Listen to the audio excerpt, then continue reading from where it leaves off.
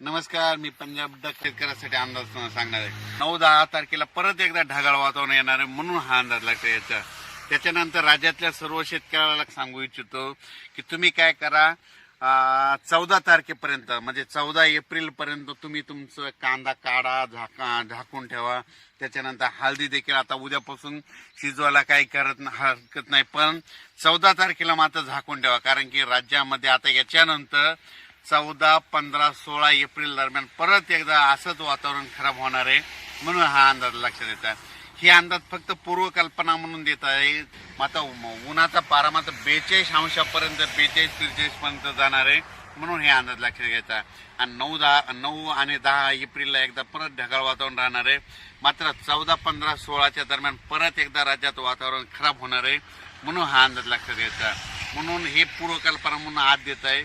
परत अंदाज उद्याचे लगेच देणार आहे. पण शेतकऱ्याला सांगू इच्छितो की उद्यापासून हवामान कोरडं होणार आहे. आता अवकाळी पाऊस काय येणार नाही. फक्त सांगायचं झालं तर म्हणजे कर्नाटक आणि आंध्र प्रदेशमध्ये सध्या म्हणजे यानंतर मध्ये 5-6-7च्या नंतर 5-6-7 एप्रिलला पाऊस पडणार आहे. त्याच्यामुळे काय होईल, आंध्र प्रदेश, तामिळनाडू, कर्नाटकच्या सीमालगतचे जे भाग आहेत समजा आपले महाराष्ट्रातले, मग त्याच्यामध्ये येईल उदगीर, लातूर, सोलापूर, त्याच्यानंतर जत, सांगली, कोल्हापूर ह्या पट्ट्यात मात्र थोडं वातावरण थोडं खराबच राहणार. म्हणजे 5-6-7 एप्रिलला ढगाळ देखील राहणार आहे आणि तिकडे कर्नाटकला पाऊस पडणार आहे. त्याच्यामुळे थोडंफार तिकडे कमी जास्त प्रमाणात थोडं पावसाचं वातावरण राहणार आहे.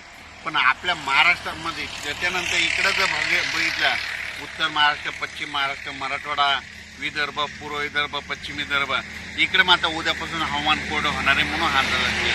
फक्त राज्यात मात्र 5 एप्रिलच्या नंतर फक्त कर्नाटक आणि आंध्र प्रदेशच्या किनाऱ्यालगतच थोडं वातावरण खराब राहील म्हणून हे अंदाज लक्षात यायचा.